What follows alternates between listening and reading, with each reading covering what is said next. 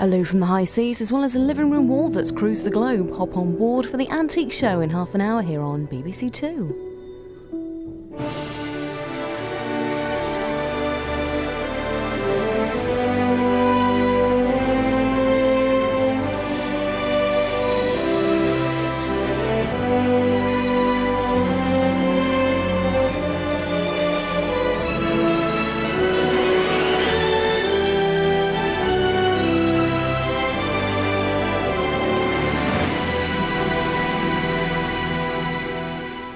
Welcome to One Foot in the Past. In tonight's programme, Dan Cruickshank on the trail of an unsolved crime as one stately home is destroyed to make another even grander. Remembering a golden age of health and happiness at the Pioneer Health Centre in South London. And Esther Ranson finds peace and tranquility at Salisbury Cathedral.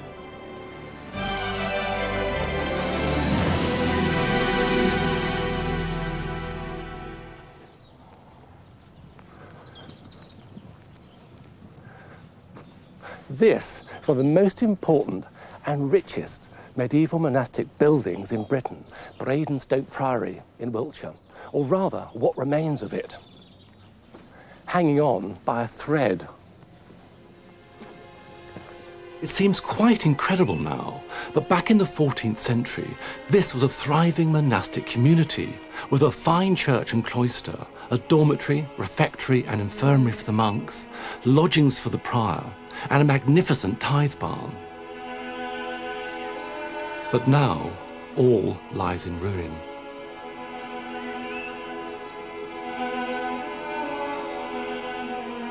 This is the only area to survive with any completeness, and English Heritage have had to move fast to prop it up before total collapse.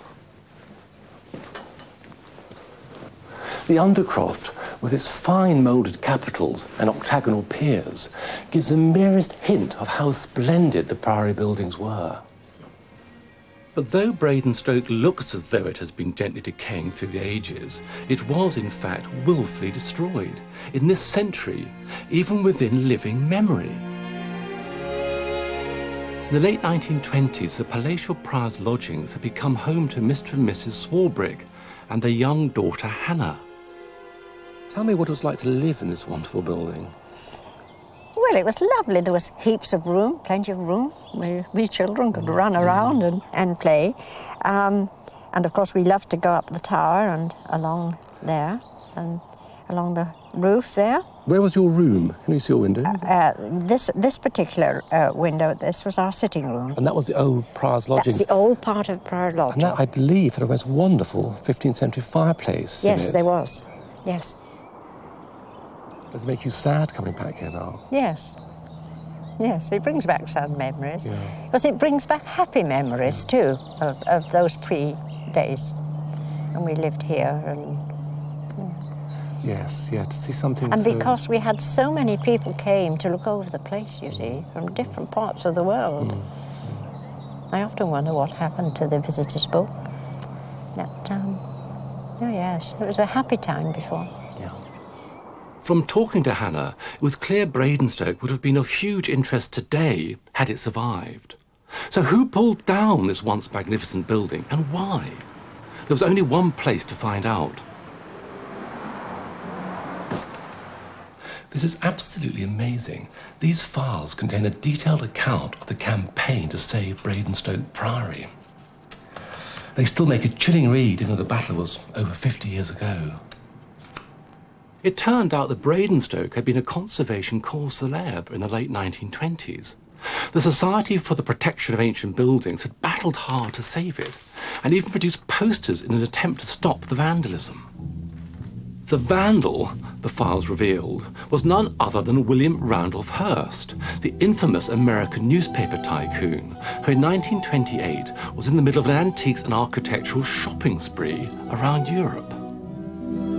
He had bought Bradenstoke and stripped it of its great hall, the prior's magnificent fireplace, and the noble tithe barn. These jewels of Bradenstoke would be used to embellish his two principal homes, San Simeon, his fantasy castle in America, and the newly acquired castle of St Donats in Wales. There was nothing for it. I had to go to St Donat's and see for myself what Hearst had done with his Bradenstoke booty.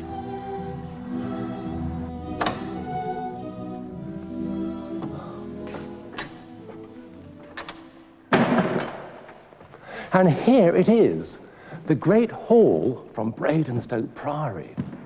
And up there are the magnificent roof timbers.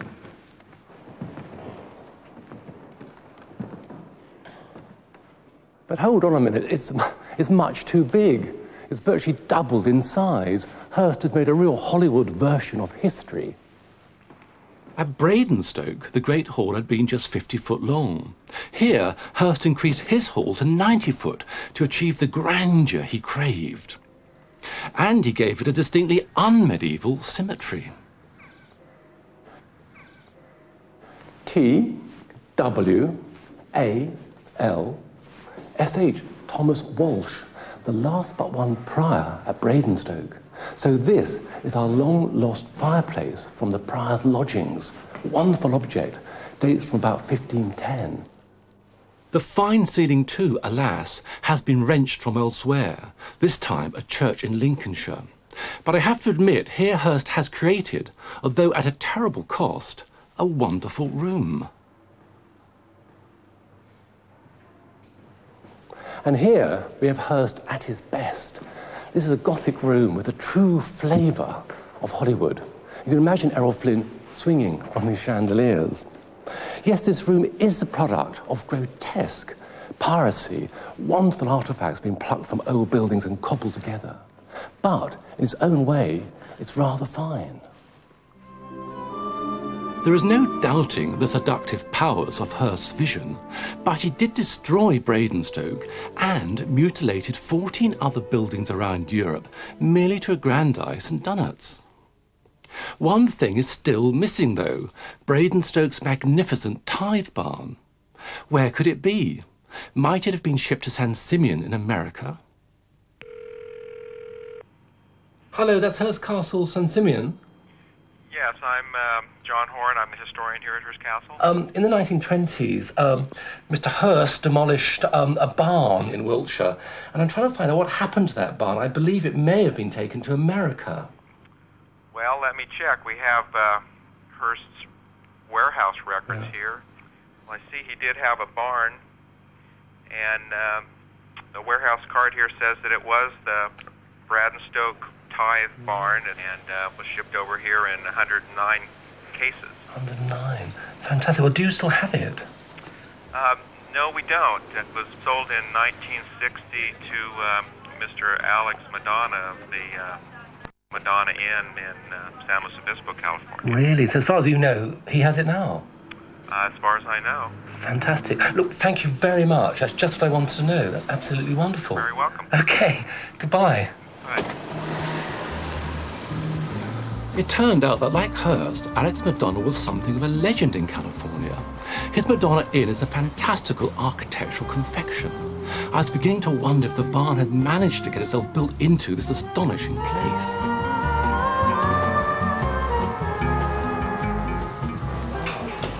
Mr. Madonna, excellent. Yeah, Very how good are to you? meet you. Not too bad. Can I have a little bit of your time? How come you own this tithe barn? Originally, it belonged to Mr. Hearst. For some little thing or other that I had done for him, he wanted to give me the barn. And so I went to the city and I wanted to put this thing in as original as I could and make it into a wedding chapel. So what kind of an answer to get from the city of San Luis Obispo Planning Department? It wasn't earthquake proof and they weren't going to allow me to build it. And so the barn has sat here now for some 30 some odd years, maybe 40 years. So the barn is still in its original packing cases? Yes, I still have the whole barn, have the rocks, have all of the timber trusses and so forth. Well, that's absolutely, I mean, that's amazing. But can we go and see them then? Can we see these boxes? Yes, come on, see them. This is the barn here, is it? Yes, this is your This warehouse. is the store, my God. Where we have the remains of the barn. All of the wooden structure part of it. This, of course, is a tremendously moving moment for me. Push the door back. Show you something in here about our warehouse. These are some of the crates that all your girders, your roof trusses and so forth are in here. And I don't know which box would be which, but this just gives you an idea. These are the original cases that were shipped in 1927 or 28 in that general area. And unopened since then. Unopened since then. I can't wait to just have a look. Go ahead, I'll be behind you. Okay, right. If you fall, I won't climb. Right, okay, let me try and find a way of getting up here. It seems to be fairly... Oh my goodness. Oh my goodness me, look at this. One of the principal rafters, the scale of the tremendous scale of this. You know, it's in extremely good condition. I mean, the wormholes, well, those are worms that were working in England about 300 years ago, I should think. Nothing's happened here much. What we now must find, if we can, is one of the arched braces. This is absolutely amazing. This is... Oh, fantastic. These are the wind braces. Crikey, look at this. Unbelievable. I mean, well, there we go. I mean, it's just what one hoped to find.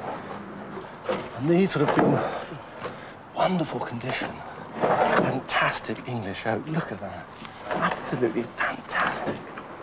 And there you have a prime example of a mid-14th century windbrace from a great medieval and pretty room. good shape yet, too. Well, it's superb. That's as good as the day it was made. Brilliant. But a few worms there, but this is prime condition. I mean, just look at that piece of oak. It's absolutely superb. It's a pretty good piece of hardwood, too. That was growing in England in 1300, 1250. You know, it's as old as that. Would you ever send it back to Wiltshire if you couldn't build it here? Well, it would be a tremendous task to do that. Think of the freight cost and, you know, is it worth it? But Bradenstoke Barn is too good and rare a building to languish in a Californian warehouse any longer. If it can't be rebuilt here in America, it must go home and be raised once again in Wiltshire.